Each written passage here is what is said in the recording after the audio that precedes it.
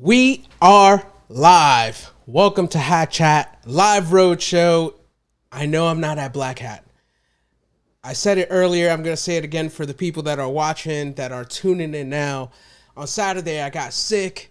I was feeling a scratchy throat. Sunday, I felt even worse. I went to go get a COVID test. It came out negative, thank God. But I did have a flu, and because of the climate, I wasn't ready to take a risk or put anyone else at risk. I do feel better with a little cough, so if you hear me cough, don't worry, I feel fine. But this is the second live show we're doing, and we got a few more installed. And this was important. This one right here is important because a lot of people like myself in the future may want to start their own company. You know, Sentinel One, we just went IPO. It was huge, but you need people like my next guest to help take your company to that next level. Angel Saad Gomez, please introduce yourself, my friend. Thank you for joining me.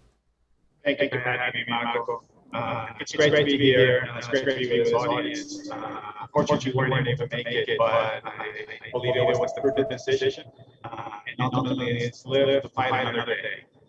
So it's my privilege to be here.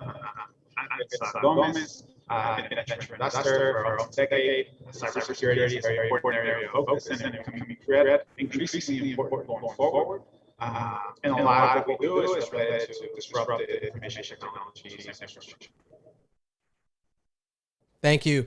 Guys, I know the quality of audio isn't that high, but you must understand they're on the floor of Black Hat, and it is going to be a little difficult on Angel's side. If you don't hear him, just ask a question if you want him to answer something.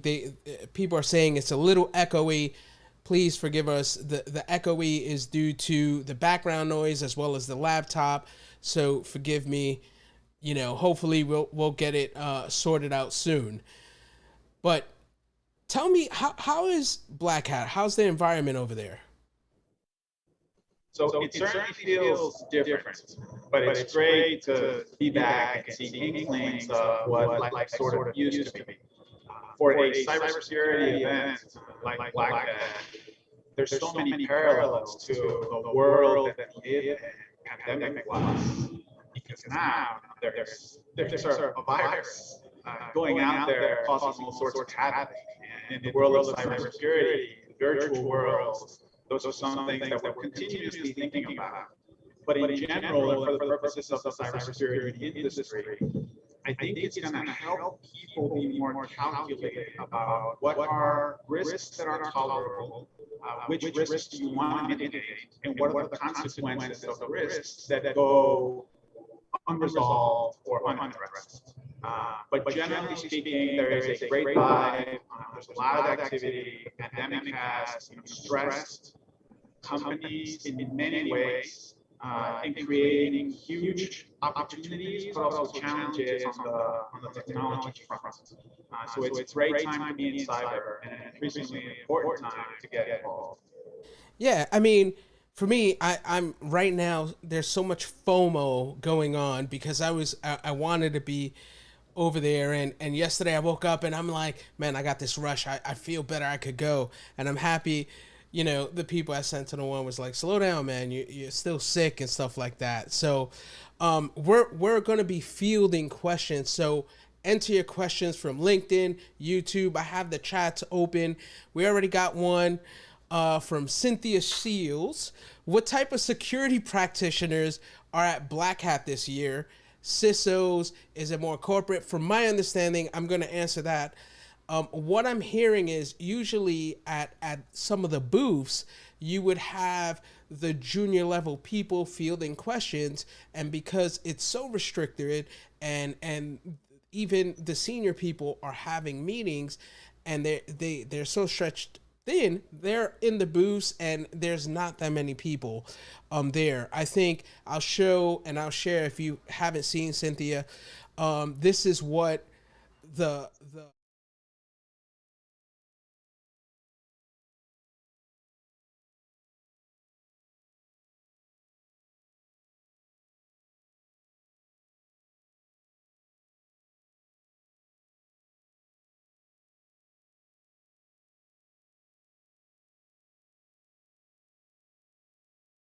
it's a weird time, right? It is a weird time, but that's what we live in. And one of the things I wanted to ask you, Angel, how are you helping? You're an investor. You help out companies, and the last year and a half has been a struggle. What have you done to help provide like companies that are struggling to restart that engine so they could gain more business? So probably one of the more challenging things to tackle when you have such a dynamic situation is where to focus your resources. Because tons of companies are having all kinds of variety of problems, and they're looking for any, let's say, if it's a cybersecurity program, looking for those companies to try and solve them.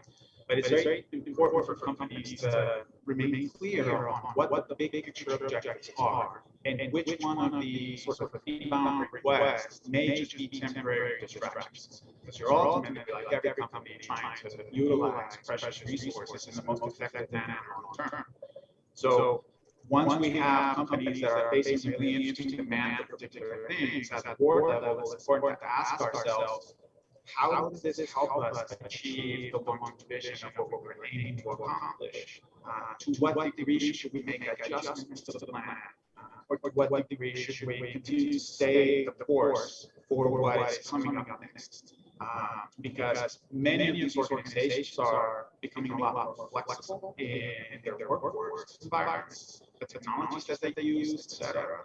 So spending significant resources to address an issue that is not going to be permanent one, stay the course. It may be distractions of sorts, but at the same time, the pandemic has shown that there are really important issues that people may have been aware of already, but they just hadn't surfaced to the level of priority that required other folks' attention and additional resources. So trying to have those conversations with our founders to figure out where do we invest our resources for the next quarter, next quarters, next year, and where is that going to leave us in 1 year's time, according to the original objectives of what we intended to be in 3 years or 5 years from now. Thank you. We are getting a lot of questions in. So, like I said, this is live. We're answering all your questions. If you have a question, let me know. Just type it in. I can see it here. We have a question. How from this is from YouTube. How can I get my company funded if I have the idea but I don't have an MVP? So there's a very sophisticated investment ecosystem, from the angels, friends, to pre-seed investors, to seed investors, to Series A and above. So in this specific case, when you're talking about you have an idea, you're thinking about that MVP, most investors are going to have a better understanding of, for example, what is your background? How did you come about that insight? Have you proven or validated that insight in some way, shape, or form to give you some indication that it is worth spending time and resources to build that product?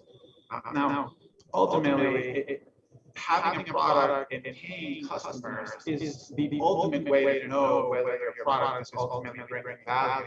But without knowing much about our guest who's asking that question, it's also important for you to look at yourself, look at your team, and try to get a sense of, based on what you know and your experience, why is this insight so relevant? And ideally, you're going to find folks that will agree with you if they have your level of expertise or a thesis around a specific topic in particular. But definitely start building. Once you build it, you're testing it, you're getting some formal validation, and ultimately investors will want to be able to have that validation, both from you and your team, but also from independent folks, whether they're your customers or if you're beta testing something, etc. Now, there are also things that we all assume and understand that are going to happen. So if you're already thinking about a future trend and how what you're building can allow you to create a wedge that you're going to capitalize on, thinking to build on something greater, then that's also a very valuable conversation to start having. Because at this point, when you talk about building a product, it's effectively that. Maybe it's a few features, maybe it's a product itself, but eventually you got to start thinking of how do I build a company and a suite of products and solutions that are ultimately going to address a bigger and bigger problem. So as you're thinking about this idea, it's important to know how are you going to tackle it concretely in the near term, but also have an idea of where you can go in the long term to ultimately address a bigger problem. So, another question that just popped up was, what if I only have an idea and was sorry, it says, what if I have an idea but I don't have a co-founder? So that's very common. And in fact, it stresses a really important topic that we're going to move to now. It's building teams. As an investor, I don't expect one person to have the entire solution and the entire resources. I'm building companies, not individuals. And it's so important for individuals to be able to identify who are the right folks that they're going to hire or invite to join you in this vision that you're trying to execute. So yes, there's tons of people with tons of ideas. Ultimately, you have teams that are coming together to build solutions that are ultimately driving meaningful value across your customers. So definitely is worth thinking about that. Your co-founder may be your most important hire, and after that, you'll be hiring many more people if things go well. And then you can think about whether you are hiring this co-founder or whether you're actually inviting this co-founder to be an equal participant in the future of the company. So these are important things to explore. It's more on the human dimension of building a company, but extremely important to address early on. Let me ask you, I guess pivoting or springboarding on that last question, if you're talking about building teams, do you help companies build their team? And if so, how exactly do you do that? Correct. So one of the advantages of having a venture investor supporting you, bouncing ideas off this person, helping you develop a plan, etc. It's also leveraging the network that they have with companies that they've invested in the past, with founders that they've supported in the past, folks that maybe also be thinking about starting companies and taking some time off. I think it's very true that incredible people are rarely just hanging out. They're usually busy with something. So it's very important, and part of my job is how do I identify folks when they're just at those points in their life where they're transitioning to something else, and then making sure that they have all the support that they need to either start a company or help them identify an existing company where they can deliver tremendous value. So to answer your question very briefly, yes, we can be extremely helpful in identifying candidates you can bring on board to help you grow the company. But ideally, it's folks that you already know in your network, that you've worked with in the past, because having that common relationship and bond and history together helps you address so many of the other pain points of building a team in a much more efficient and effective manner. But ultimately, when we're thinking about who are the key hires that we are going to bring into a company to help grow, I'm of the idea that the CEO or the founding team make the decision of who they're going to bring on in terms of the family that they're building. And my role as an investor and advisor is how do I provide options. That's awesome. Let me ask you, as you ever get a CEO that is super technical, head down, and he asks, "Hey, hire a CEO for me and let me do all the groundwork while the CEO does the business strategies that I need him to do at the point so we can get to that level." Has that ever occurred? Yeah, in fact, it's very common. Now, most of the time, the very technical CEOs are very focused on product and building. At some point, they may be even managing teams of technical folks. and they may enjoy that challenge of growing into different roles, but they may also not. The important thing, at least from my perspective as an investor, is how do I keep people within a company as motivated as possible to excel in the things that they love? A company will continue to grow. Maybe the original CEO is not the right CEO for a later stage company. Perhaps it's because that CEO just does not enjoy such a large organization, the day-to-day administrative things, such as managing teams, and they prefer to be more focused on product or more focused on technology. But these are important conversations to have and to continuously have with your board to identify how do we prepare the company to continue to flourish in the best manner forward. Now, it's also true that life happens, right? Folks have children, they have different ideas of what they want to do with the rest of their lives, health issues, mental health, just taking a pause. Think about how to endure in a much more sustainable manner for the long term of this marathon. All of these things can happen. I want to go into that. But before that, I wanted to address a quick question. Jason Gutierrez, he says there was an echo. I just wanted to give you what's going on, right? We don't have that proper mic that we usually have, as well as he's in a box location and the roof is you're getting some background noise from the floor of Black Hat. So bear with us. Try to bear with the echo. I'm sorry about that. But we're in this room that is definitely not soundproof, and we don't have high-end mics there. So just bear with that. But I wanted to go into, the mental health, because we are a year and a half into COVID, and I feel COVID has revealed some of those internal issues where you can hide away from them, and now you're crunched into your house. You created your home office, and you have, like you said, your kids, and there's a high rate of divorce. What do you feel is the answer? How do you help someone maybe post IPO or pre IPO, because COVID has affected everyone in their own way?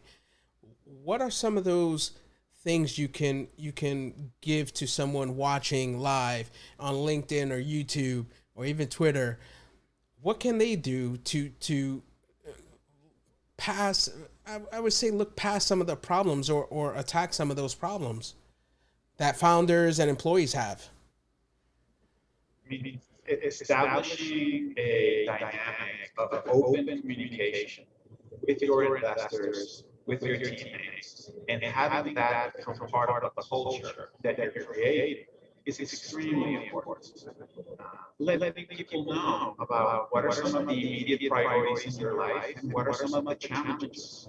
Because odds are you may be surprised to find that there is a very supportive group of folks around you who have likely faced the same challenges or will be facing the same challenges.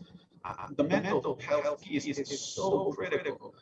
Oftentimes, you need emotional maturity from a group and organizational level because help you navigate and understand, like, hey, these things and patterns that I'm identifying are ingredients that are leading you in a direction that are probably not going to be very positive. There was a period of time pre-pandemic where mental health for founders was extremely important in any team, burnout, etc. Look, as an investor, I personally consider a failure in managing my relationship with founders and teams if they go through some kind of mental health crisis, and as a team, we weren't able to do more to help them not even to get that point. Because afterwards, things become more exponential. And it just takes more resources and effort to provide those individuals with the support that they need to be able to remain competitive and applying themselves and executing at a high level of performance that is generally accepted. I mentioned before, it's a marathon. So we have to do things in a sustainable manner, which includes our health, our teammates' health, the general dynamics around the teams themselves. So do not overlook that. Be open about it. In general speaking, you will find that others are very sympathetic to whatever it is that you're facing.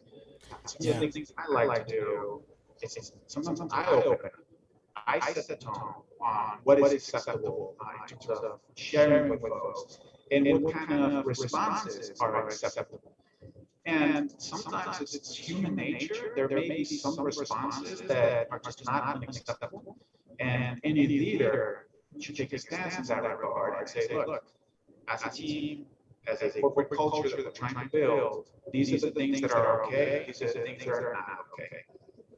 Ultimately, you want to create a healthy environment where everyone can thrive in what will be a highly stressful situation. Like startups, there's ups and downs. Just like in life, there are ups and downs. And the pandemic has definitely stressed other dimensions of our lives. That some of them will express themselves in increasing tension in the workplace, which now also happens to be our home. It's important to keep a fresh perspective, and keep the dialogue open, and take the adequate measures to make sure that we're feeling fresh, we're feeling ready, and relying on others to make sure that as a team we can continue to thrive. You know, one of my favorite podcasts, Masters of Scale by Reid Hoffman, he was a very early investor in Facebook. And what he said was, for me to invest, the only one thing that I need is to have dinner with you every Thursdays until, right? And that was his check-in moment with Mark Zuckerberg. And you could hear, I think it was the second episode of Masters of Scale from season 1. And he said that was important for not only his mental health, but what he wanted to accomplish, as well as where did he want to see Facebook go. And that weekly check-in allowed him to, like you said, have a relationship, build that relationship, not in just 1 month, but over years and years over time. And I think he said, we had dinner every Thursdays for 7 years straight. So that is the type of level of relationship they built, that they've become great friends. And I'm sure that's kind of the relationship you build with when you invest in a company. It's more of a long-term relationship, and that company becomes really like those founders are become family. It's a two-way relationship. We are learning as much from the innovators as hopefully they can learn from us in ways that are meaningful and additive to the relationship. And not just on the professional side. Like we learn about each other's families, about each other's aspirations, about the challenges that we're facing. Because creating that fabric of trust is extremely important. Especially in environments like the current pandemic or remote working, etc., where it's a little bit more challenging to have these in-person interactions. So it definitely highlights the importance of being very focused in how you build meaningful relationships with people that you don't get to interact with in person. How do you where do you see your investment portfolio in cybersecurity? Where are you looking to invest in? So we generally look at disruptive information technologies, infrastructure, and derivative applications. So second and third order effects of opportunities that are catalyzed by disruptive technology, right? In the world of cyber, historically, there was the general perception that it's a cat and mouse game. You're very reactive in many ways, learning from your adversaries, adjusting, improving, etc. And there's research that validates that being a good approach. But one of the assumptions that was critical in this research is you have the opportunity to recover. Now, we are seeing, especially with some of the most recent events, with supply chain attacks, etc., where that ability to recover becomes questionable because now the cost of that issue is not just internal to the company, but it has repercussions across the rest of that supply chain. Now, from these perspectives, being reactive may not be the most approach, may not be the best approach, because there may not be that opportunity to recover. In fact, when I think about nuclear power plants, I hope they're not being reactive to cybersecurity issues. Right? We want to make sure that bad things don't happen there, because it has enormous costs, both material and emotional, lives, etc. So as we start thinking into the future, it's look, how can we build security earlier into the development of these new platforms so they become hardened by design. And Marco, with your experience doing security research for semiconductors in the past, you understand the level of attention that they give to security when you're building things that are meant to be around for a really long time, and they may not have a chance to provide software updates afterwards, etc. Right. So that's one piece that is extremely relevant. How can we get deeper into the earlier layers of that infrastructure and that core to make sure it's secured by design? Typical of a shift left movement, DevSecOps, like you name it. Right? The other piece too, and is more continuation of what's happened historically. How can we continue to protect the things that never had security designed into them? And as we start thinking about IoT and private 5G networks, the connected world that we all anticipate is going to materialize in the next 5 years or so, it is really important that we think about how do we continue to protect all these things that are just never designed to interact with each other. And most of the time, many of the software developers, many of the startups, etc., security is not really such an important priority for them. It should be, but they have limited resources and they have to focus on things. Yeah. And it was never their design or their intent to become a critical piece of technology infrastructure. But over time, they do become that as they become larger and grow and more established, etc. So now they start looking backwards in terms of how can we start improving the technology of what we have. And some folks call it technical debt. I call it security debt. Technical debt. That they need to go back and kind of fix. And that's a hard pill to swallow, because it's not immediately adding incremental value going forward, but it's just very focused internally on how do we make sure that we remain resilient in this future world. So I'm super excited for new companies that now have the privilege of being in an environment where not only is security something that is tolerated earlier in the design process, but now it's actually encouraged. And the fact that boards are more involved in saying this has to be a priority and giving founders and their teams the bandwidth to get the right people in place to make sure that they're building products correctly. You're getting a lot of likes on LinkedIn for that comment. You were saying technical debt.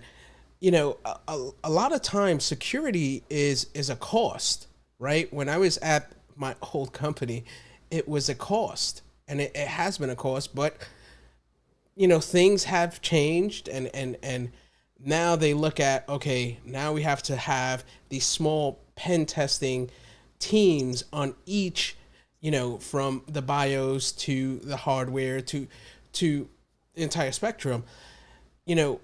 How are you helping companies look at security first?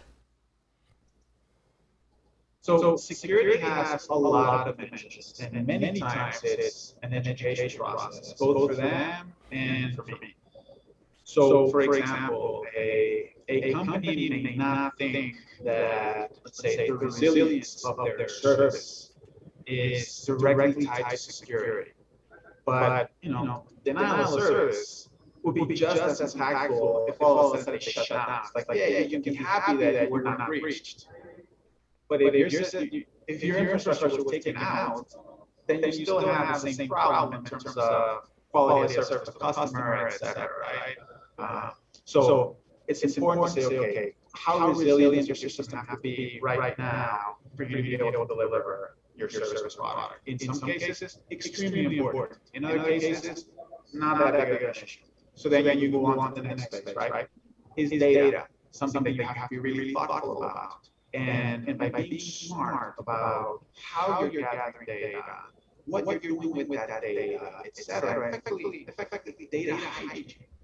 You can save yourself a lot of trouble down the line when it comes to, say, regulatory aspects of data, disclosures whenever there is some data theft or data loss prevention, as simple as just losing a device that happened to have the data on it. I mean, that's already a huge legal problem that you need to consider.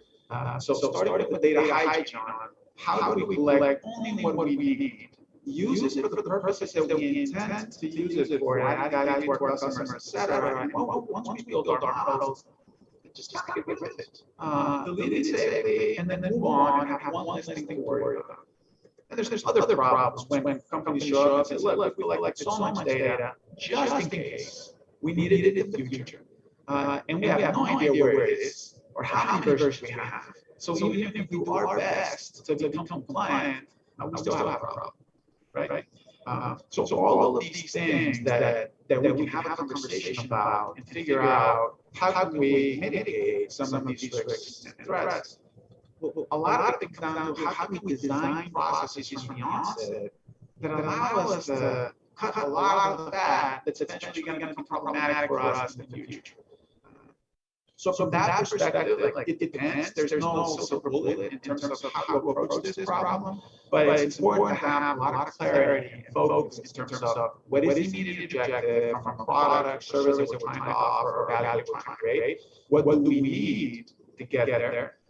And then being smart about getting rid of the things that you don't need so that you can be as focused as possible and protecting what needs to be protected, and then continue to move on. Now, there are also, machine learning and artificial intelligence models becoming an increasingly important piece of any technology company.